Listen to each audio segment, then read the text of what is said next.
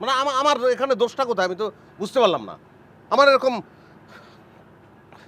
এরকম হয় আমার আপনাকে আপনার সঙ্গে ওই লোকটাকে দেখলেই আমার মনে হয় যে এখানে একটা সন্ত্রাস হচ্ছে, এখানে একটা অপরাধ সংগঠিত হচ্ছে। আমার মাথা ঠিক থাকে না। পরে যখন মাথা ঠিক হয় তখন বুঝতে পারি একটা ভুল করে ফেলেছি।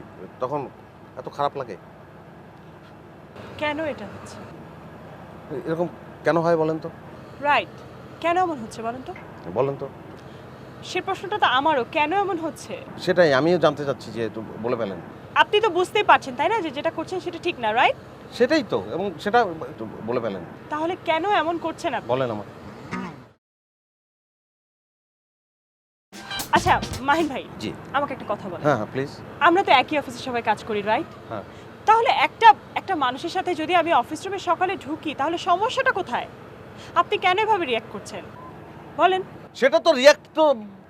আপনার কি মনে হয় না আপনার এই রিঅ্যাকশনের কারণে আমাকে এমবারাসিং সিচুয়েশনে পড়তে হচ্ছে? হ্যাঁ, আমি আমি আমি তো সরি, সেটা কোনো না কোনোভাবে এই যে নিয়ে আসলাম কফি, আপনি খান, খুব পছন্দ করেন, এবং চিনি ছাড়া আপনি তো খাচ্ছেনই না। আমি তো সরি। মাহিন ভাই, আপনি তো স্টেশনের হেড অফ প্রোগ্রাম, তাই না? হুম। আপনি যদি বলেন শত কষ্ট সহ্য করেও আমি এটা খাবো। কষ্ট হবে কেন? আপনি তো কফি আপনি খান না, এবং চিনি ছাড়া। আমি তো চিনি দেইনি। আমি তো চিনি ছাড়া কফি খাই, কিন্তু গরম পানি কি করে খেতে হয় সেটা তো জানি না। গরম পানি তো এটা আপনি জানেন না? গরম পানির মধ্যে একটুখানি কফি দিয়ে তারপরে